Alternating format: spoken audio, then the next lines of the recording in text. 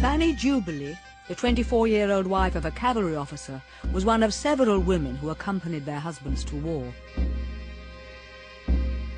Turkish dogs, lazy and dirty, were lying about in all directions, while horrible, filthy beggars were hovering everywhere. The little harbour is filled with refuse of every description. I was never more completely disillusioned in my life than with my first day in Constantinople.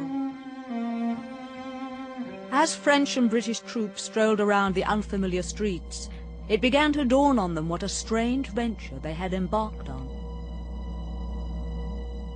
We had nothing particular to note, except that we were going out to defend a rotten cause, a race that almost every Christian despises.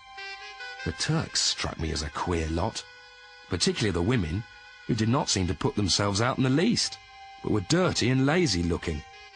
Private Timothy Gowing. The British and the French armies treated their Turkish allies with a quite remarkable degree of racial arrogance. It's noticeable that they commandeered most of the major buildings in the capital, most of the major barracks, most of the major military hospitals. The Turks had to make do and mend with whatever they could scrounge in their own capital. The biggest building commandeered by the British was the huge barracks at Scutari.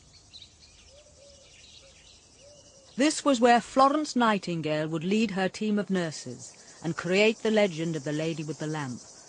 But Fanny Jubilee was not impressed by the facilities. The barracks appear from the outside to be a very fine building, but the inside, the dilapidation, the dirt, the rats, the fleas, these last are really so terrible that several officers have been fairly routed by them and are obliged either to pitch their tents on the common or to sleep on board the ships.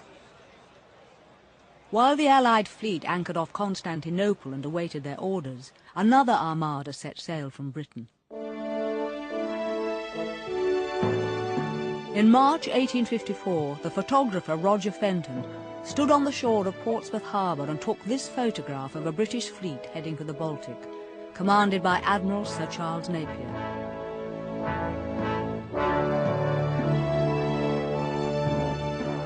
The ocean was Britain's most important battlefield, and the Royal Navy. The fleet passed through the Baltic and reached the fortress of Kronstadt, which protected the Russian capital of St. Petersburg. They anchored in full view of the Imperial Palace, but Kronstadt was too well fortified. After a close look at the city's defences, the British fleet sailed off in search of an easier target.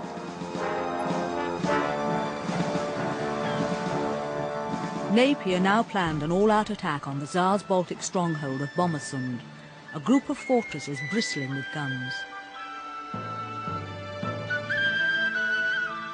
He had 10,000 French troops on board as military muscle.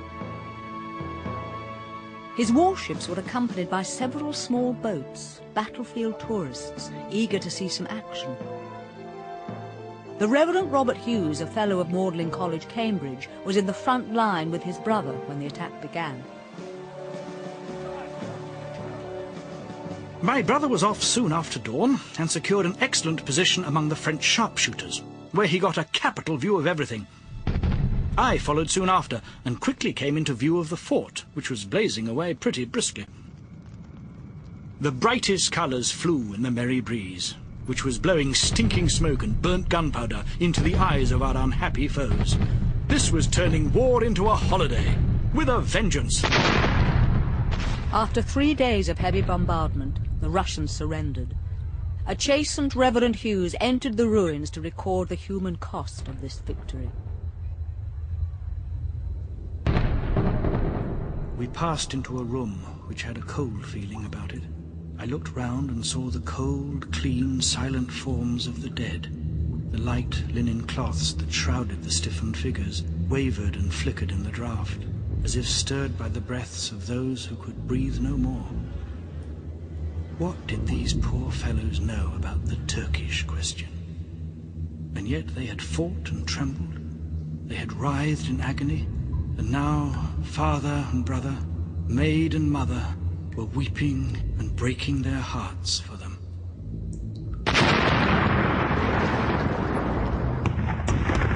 The forts of Bomersund were utterly destroyed, but because the Tsar's capital remained unscathed, the British public felt let down. The Illustrated London News wrote sarcastically of how the Baltic fleet with 50,000 men sailed up the seas and then sailed home again.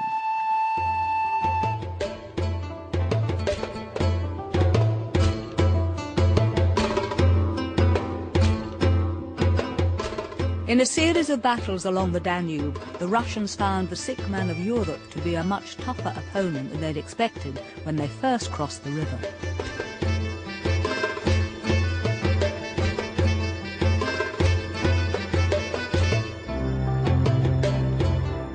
The Ottoman army saw this as a jihad, a holy war against the Russian infidels. Leading them into battle was a renegade Christian from Croatia, who had adopted the Muslim faith and the name of Omar Pasha. In a letter to the Sultan, he sang the praises of his victorious army. In this battle, many Russians were killed, while our imperial army sustained 30 martyrs and 150 wounded.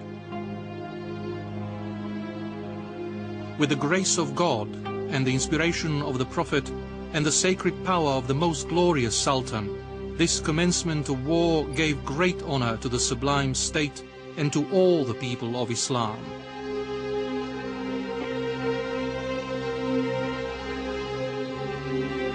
These photographs of Omar Pasha and his men were taken by the world's first war photographer.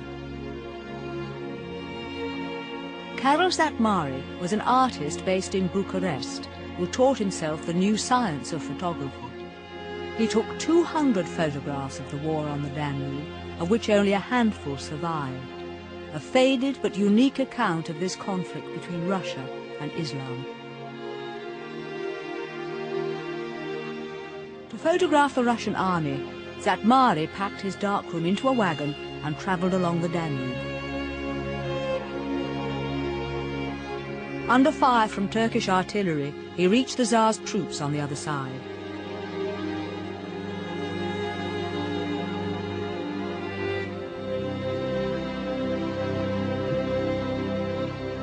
For weeks, these Russian soldiers had been besieging the Turkish fort of Silistra, which stood in the way of their advance on Constantinople. Among them, a 26-year-old artillery officer was busily recording the war in letters and diaries. His name was Leo Tolstoy, and his experiences would contribute to his epic novel War and Peace. From his regimental camp, Tolstoy had a comfortable view of the action. You could see the town, the fortress, and the little forts of Silistra as though on the palm of your hand. You could hear the cannon fire and the rifle shot, which continued night and day. And, with a field glass, you could make out the Turkish soldiers. Down below, the ordinary soldiers died in skirmishes or under bombardment from the cannon. But for artillery officers like Tolstoy, it was a faraway spectacle, something to enjoy. It's true, it's a funny sort of pleasure to see people killing each other. And yet, every morning and every evening, I would get up on my cart and spend hours at a time watching. The spectacle was truly beautiful, especially at night.